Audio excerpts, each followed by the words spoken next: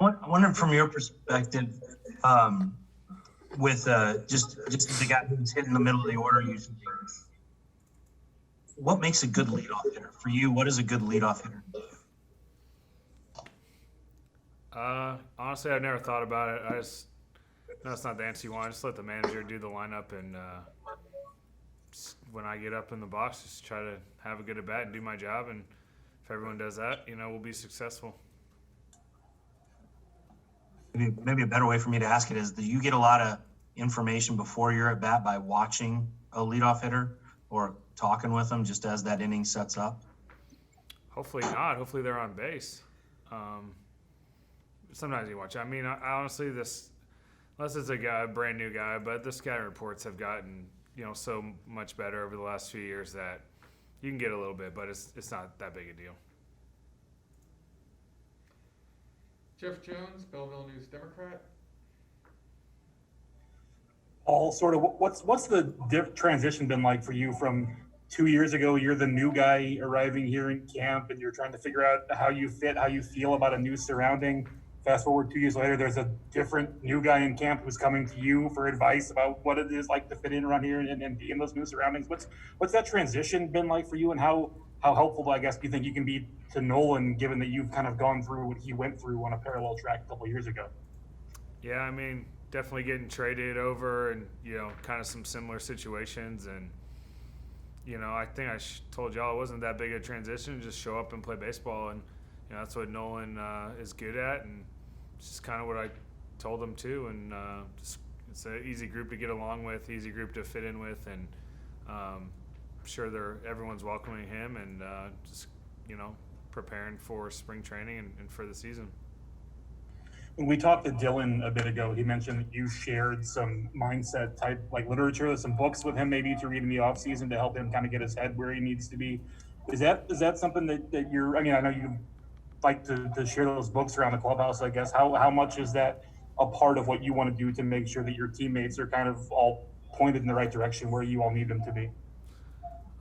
Well, I think it's just we're all trying to help each other out, and I had guys who help me out and are still helping me out. We're always picking each other's brains and trying to learn and get better. And something Dylan asked if there's any good books, so I could definitely make some recommendations. But I can ask him about things he's doing or has done or learned. And I think that's just the culture here. It's not about one player trying to do it on his own. It's about trying to make this team better and help each other out. And that's just one example. And I think the conversations that everyone has, whether it's on the field or off the field, books, anything else, it just kind of happens, and guys are trying to help the team and help their teammates. Can you share what it was that you recommended for him? I forget exactly what it was. Yeah, he would know more than I would.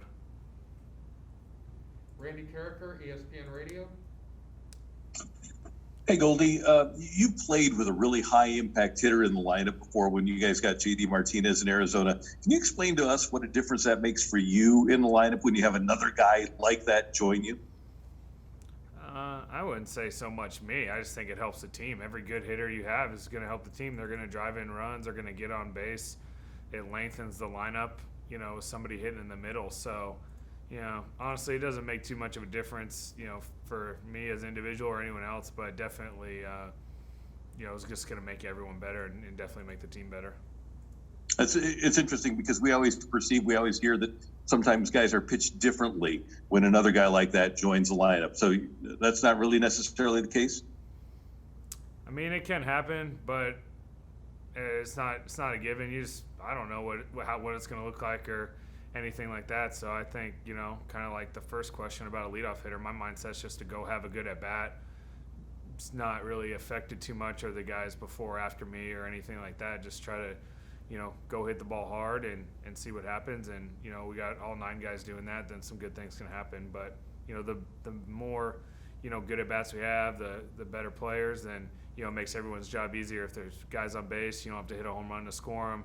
If you're getting on base, it makes the guy's job behind you easier. So it can snowball like that. But as far as, one player individually affecting another, I don't really know what the effect is. I'm not saying there isn't one. I'm not really sure about it. Garrett Gold. Paul, what was your view of young Matthew Liberatore when you're facing him in live BP today? You know, the series would seem like pretty good at bats against you guys. Yeah, he threw well today. I don't think he gave up any hits. I think he might have walked Carp one time, but he threw well. You know, had a good fastball. Was working 3 pitches in there, slider and curveball, maybe a changeup. I didn't see it, but you know, he threw well. He was throwing a lot of strikes. You know, good stuff, and you know, good pitcher. He threw well. How is this camp for you most noticeably different from past camps, given all the protocols in place? Is there something that stands out to you, whether it's the lack of fans or something that just has to have changed that you guys have to adapt to? Yeah, I mean, there's some differences. I don't know. I mean, I think once you get on the field, you're just about preparing and finding a way to do that. Whatever, you know, is allowed, we'll do it within the rules, and you know, we'll make any adjustments that are necessary. So, honestly, after last year, this seems a lot more normal than the 60-game season and summer camp and everything like that. Brendan Schaefer, KMO ETV.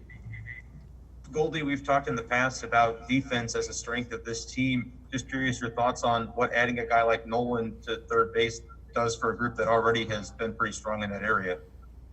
Yeah, I mean, we want to be a great defensive team, and there's a lot of different ways to win, and defense is one of them. Nolan's one of the best in the game, and he's definitely gonna help us and make some great plays. And you know, we all expect a lot out of ourselves. Nolan's no different, and we'll continue to do that individually and as a group as well.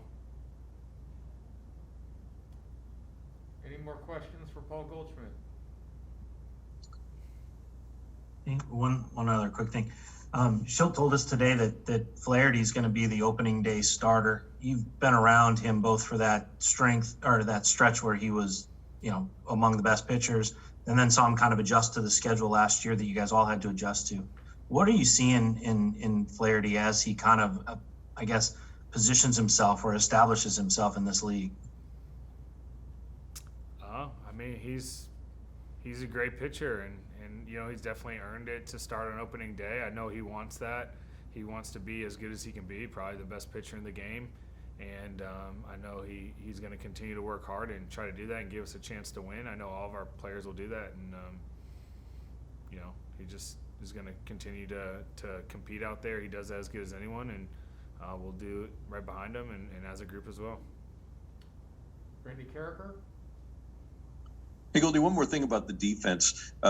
Tommy Edman hasn't played a ton of second base. How important is it for you guys to get innings and reps together on the right side there? We'll be fine. I mean, Tommy can play anywhere. It's, you know, we've all been doing this, so we'll play together some, but, you know, we'll figure it out.